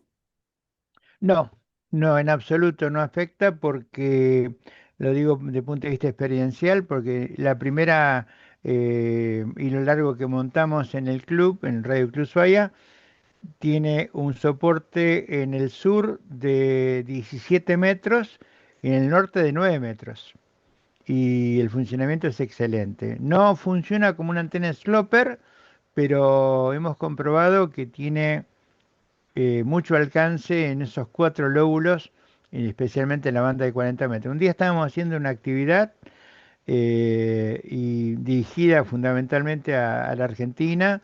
era una celebración de una fecha patria, la conmemoración, mejor dicho, y me sorprendió porque yo estaba operando en la estación del club y de repente se hace presente en la estación de Francia, muy fuerte, la banda de 40 en banda lateral única, y no podía creerlo realmente que entrara a esa estación así, que yo entrara con la hilo largo en Francia en la manera en que entraba. El reporte fue muy bueno en ambos lados, así que evidentemente es una antena que yo hoy me pregunto por qué no adoptamos los argentinos esta antena que es mucho más, como decía bien César hace un rato, mucho más accesible, versátil, con posibilidades de trabajar en el campo, en expediciones, de fácil montaje, de bajo costo, ¿no? E insistimos con el dipolo. El dipolo es monobanda, de ahí no nos sacan. Así que tratemos de experimentar la hilo largo.